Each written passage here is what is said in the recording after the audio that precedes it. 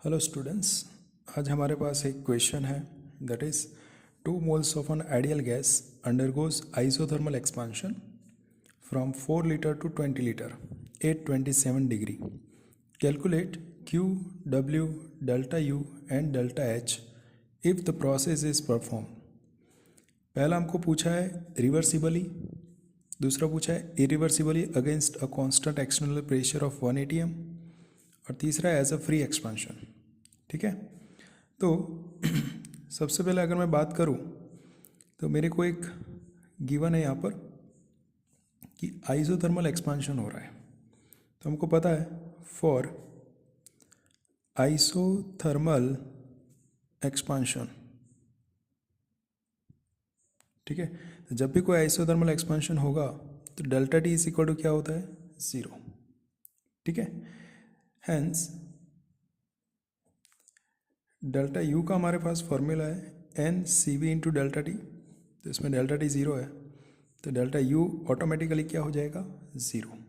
ठीक है, फिर हमें पूछा है डेल्टा एच. तो देखो डेल्टा एच का भी फॉर्मूला क्या होता है, N C P into delta T और डेल्टा एच का भी वैल्यू क्या हो जाएगा, 0. चलो इतना समझ में आ रहा है. चलो हमको दूसरा और कैलकुलेट करना है Q एंड W. ठीक है, तो फॉर आइसोथर्मल प्रोसेस W का एक सिंपल फॉर्मूला है -2.303. ठीक है, nRT log V2/V1. ठीक है, देखो हमारे पास कितने मोल्स है, 2 मोल्स है. तो पहले तो लिख लो 2.303 इंटू 2 मोल्स. आर की वैल्यू, तो देखो हमें जो भी आंसर पूछा है ना वो जूल में पूछा है. ठीक है, तो आर की वैल्यू आप लोग कितना लिखोगे, 8.314. ठीक है, टेम्परेचर आपको गिवन है 27 डिग्री, इसका मतलब ये कितना हो जाएगा, 300 और फिर हो जाएगा लॉग V2/V1. अब देखो V2 भी आपका कितना है, वो आपको गिवन है यहाँ पर 20 लीटर्स. तो लिख लो 20 और अपन कितना रखोगे, 4. ठीक है, जब भी पूरी कैलकुलेशन करोगे आपका आंसर निकल के आएगा -8028.52 जूल.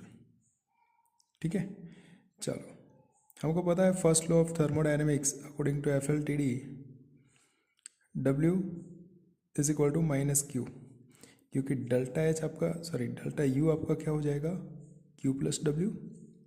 डेल्टा यू तो कैसा है, 0, तो Q is equal to -W या तो फिर W is equal to -Q.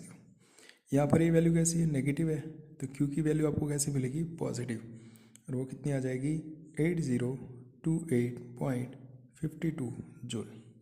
ठीक है, चलो इसके बाद अगर मैं बात करूँ कि मुझे और क्या क्या कैलकुलेट करना है, तो दूसरा पूछा है मुझे, ये रहा मेरे पास है irreversibly against a constant external pressure of 1 atm. ठीक है, तो देखो जब भी मैं against a constant external pressure की बात करता हूँ तब W का सिंपल फार्मूला होता है W इरिवर्सिबल के लिए -P external into V2 -V1.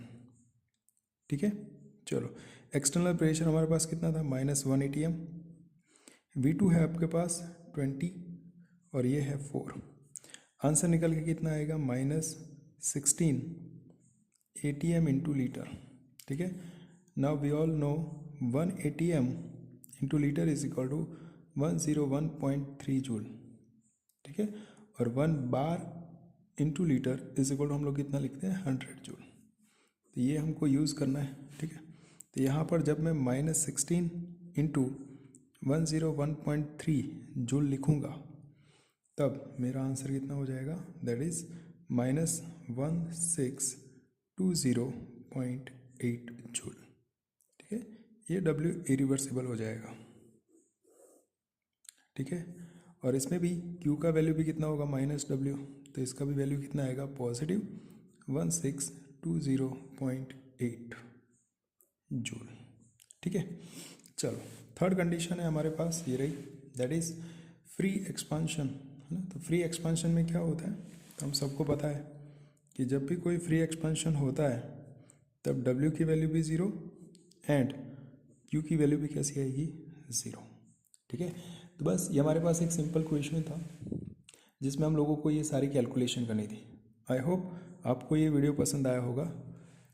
Share and subscribe जरूर करें। नेक्स्ट आपको इसी सीरीज़ में थर्मोडायनेमिक्स के ऊपर क्वेश्चन और इसके आंसर्स मिलते रहेंगे।